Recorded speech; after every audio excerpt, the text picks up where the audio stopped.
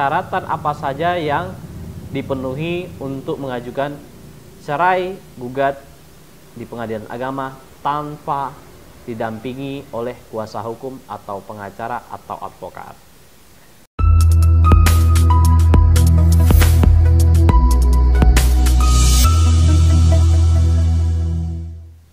Assalamualaikum warahmatullahi wabarakatuh. Bertemu lagi dengan saya Roy Almininfa di segmen Ruang Advokat Menjawab. Hari ini, hari Selasa, tepatnya tanggal 27 Oktober 2020, kami menjawab pertanyaan dari klien yang masuk di kantor kami. Pertanyaan terkait masalah hukum keluarga berkaitan dengan syarat perceraian. Nah, syarat perceraian di sini yang ditanyakan adalah syarat perceraian dalam agama Islam atau pengajuan perceraian di pengadilan agama. Pertanyaannya, apakah bisa mengajukan gugatan sendiri tanpa pengacara? Kemudian persyaratan apa saja yang dipenuhi untuk mengajukan cerai gugat di pengadilan agama tanpa didampingi oleh kuasa hukum atau pengacara atau advokat. Pertanyaan ini saya akan jawab dimulai dari alasan dulu. Mengenai alasan ini, saya tidak akan menjawab secara rinci. Silahkan lihat video yang di atas ini, pojok atas ini. Nah, di situ menjelaskan alasan perceraian khusus untuk orang yang beragama Islam. Untuk mengajukan perceraian itu harus ada alasan. Alasan itu tidak bisa hanya menyatakan tidak cocok atau tidak sayang, seperti pembahasan video yang sebelumnya. Perlu ada alasan hukum yang sesuai dengan peraturan perundang-undangan. Jadi Bapak Ibu, ketika ingin mengajukan gugatan, dilihat dulu apakah alasan ini sudah sesuai dengan peraturan perundangan atau belum. Ketika sudah sesuai, salah satu alasan yang diatur oleh undang-undang terpenuhi, barulah step selanjutnya, apakah alasan ini memiliki namanya alat bukti saksi. Contoh, kita ambil saja alasan perceraiannya karena sering terjadi perselisihan dan pertengkaran. Apakah ada saksi yang melihat Bapak Ibu bertengkar atau selisih atau cekcok?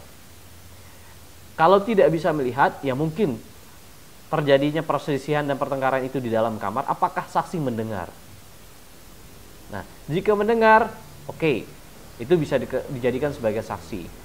Kalau seandainya tidak mendengar, tidak melihat, apakah saksi ini merasakan bahwa rumah tangga ini ada perselisihan dan pertengkaran?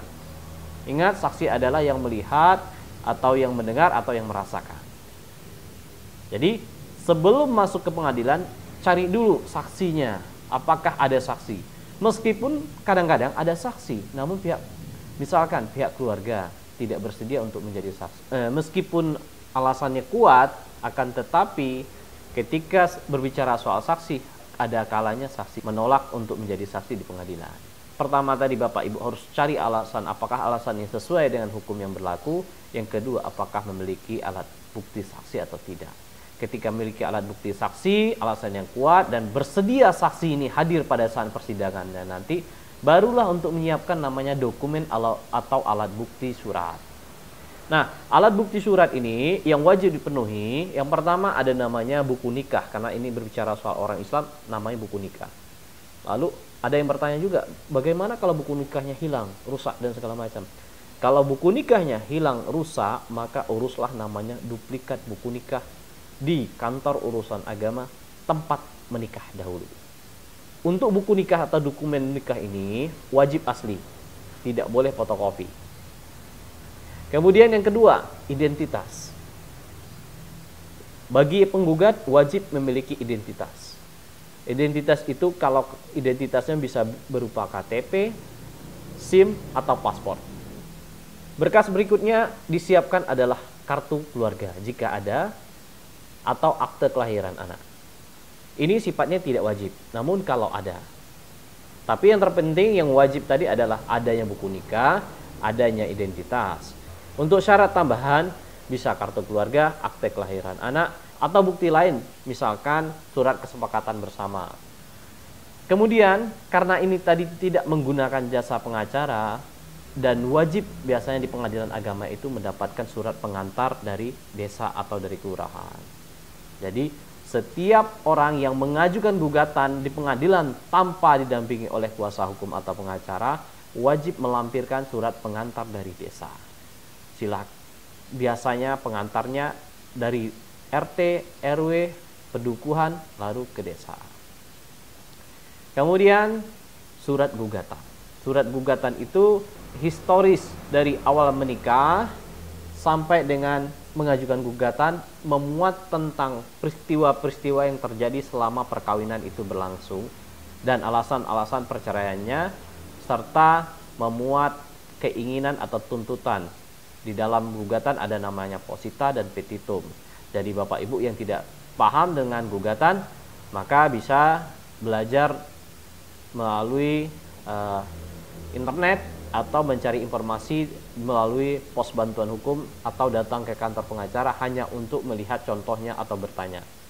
Tahapan tadi untuk mengajukan gugatan perceraian tanpa pengacara, pertama harus melihat dulu alasannya. Yang kedua, alat bukti saksinya. Yang ketiga, baru berbicara soal alat bukti surat atau dokumen-dokumen tadi. Ketika sudah lengkap, barulah Bapak Ibu datang ke pengadilan untuk mendaftarkan gugatan.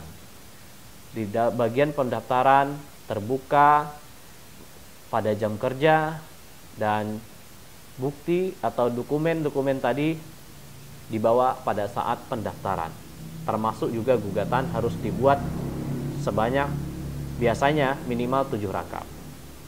Seperti itu penjelasan saya mengenai syarat perceraian tanpa pengacara bagi yang beragama Islam, khususnya di pengadilan agama. Terima kasih atas pertanyaannya. Jangan lupa like, share, dan subscribe video kami, serta jangan lupa juga komen jika Anda memiliki pertanyaan melalui Ruang Advokat Menjawab. Terima kasih. Assalamualaikum warahmatullahi wabarakatuh, Sobat Terang.